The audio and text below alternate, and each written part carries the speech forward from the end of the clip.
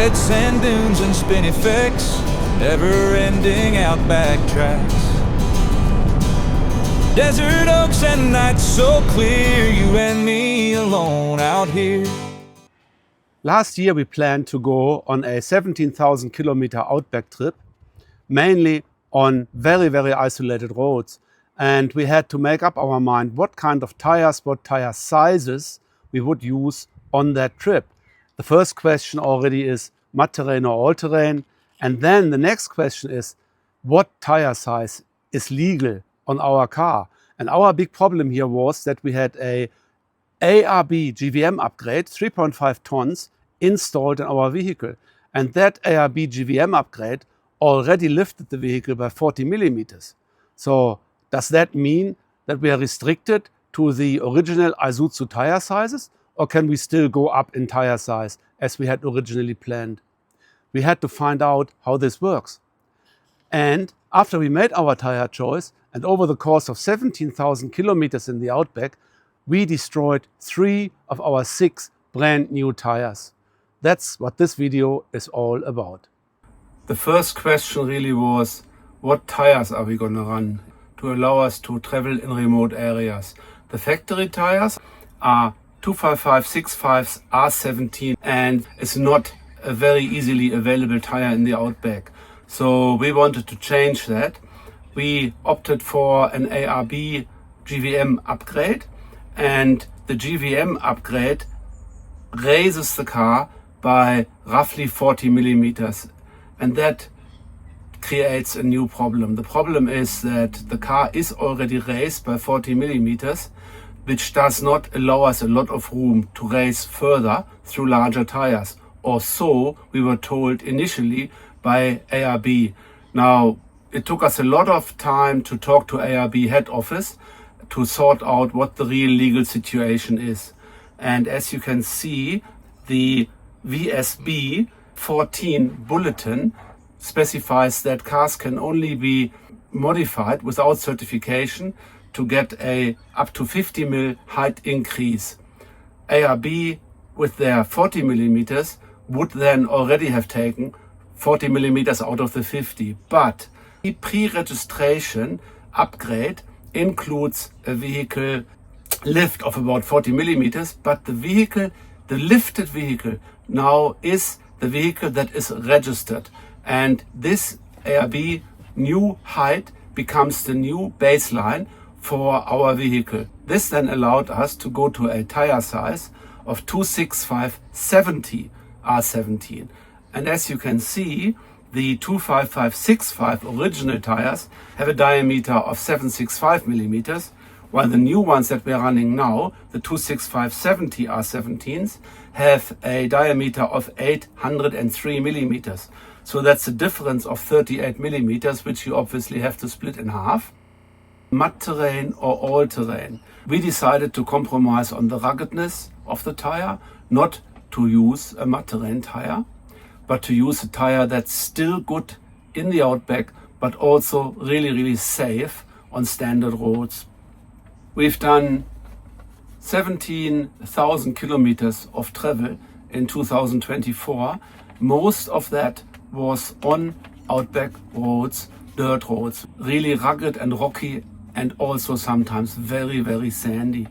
But once we're on dirt and gravel, we go down to 35-40 front and back. And on sandy patches, especially on sand dunes, in sand dune country, we run 15 to 20 psi. In the Simpson, at some higher dunes, we even lowered further than that. And we did not get stuck a single time. For us, that was the way to go and never let us down. What did let us down, however, were the AT3W Falken tires, the Wildpeak tires. We started off with 6 brand new tires, and we came back to Hobart with 3. All of these punctures were punctures that happened to the sidewall. The first puncture, we got a stick through the sidewall. The second puncture, the tire basically just exploded near Endamuka because we slipped into a big rock. And the third tire failure was on the Great Ocean Road. Does that make the AT3W Falken Wildpeak tires a bad tire? I really don't think so, because what we threw at them was just immense. On the Canning stock route, to run 20 over really, really rugged terrain without a single puncture, that shows that the Wildpeaks are a good tire. We stick with the AT3s to give us the peace of mind when we are on bitumen roads. That's what the tires look like after 25,000 kilometers. 17,000 of those in the outback on gravel, sand and rocks. So the profile has held up quite well. The problem really is the wear of the tires in general. And if we have a look here, we are down to 7.5 millimeters. So we're almost down to 50% profile. And in my experience, a tire that has lost near half of its tread is very, very much more prone to tire failures, to punctures, than a new tire. So as we are keen on going to very remote areas again this year, unfortunately we have to replace tires that might still have half of their life in them. That is the plug I put in there half a year ago, and this plug has not leaked one little bit. We run that tire at 50 psi and I have not had to air up the tire at all. It stayed at 50 psi for the last 6 months. Unfortunately, this is a near new tire, but we still have to replace it. I wouldn't feel safe to take a plugged tire into the outback. This is the tire we bought at Newman. This was readily available in Newman, but the only brand available in Newman is this one here, Westlake.